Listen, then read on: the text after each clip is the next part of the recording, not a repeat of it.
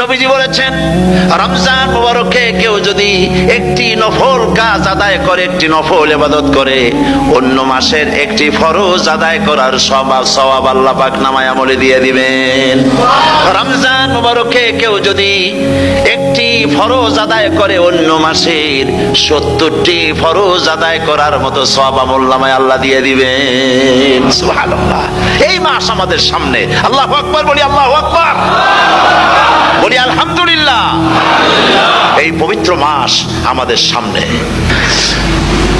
সারা জীবন, সারা মাস অন্যায় করার পরে, গুনাহ করার পরে মানুষের অন্তঃকরণে কালিমা লেগে যায়। আল্লাহ রাব্বুল আলামিন রমজান মুবারকের একটা ব্যবস্থা করেছেন, ইঞ্জিন ওভারহোলিং এর মতো, ইঞ্জিন ডাউন দেওয়ার মতো। আপনার কালবকে, আপনার আত্মাকে, আপনার বিবেককে, আমার বিবেককে পরিষ্কার করার জন্য রমজান মাস করে দিয়েছেন। রমজান মুবারকের একটি মাসের কোর্স যদি কমপ্লিট করা যায়, তাকওয়া দিয়া যদি ভরে দেওয়া যায়, তাহলে বাকি 11 মাস আরামসে চলবে, কোনো অসুবিধা হবে না।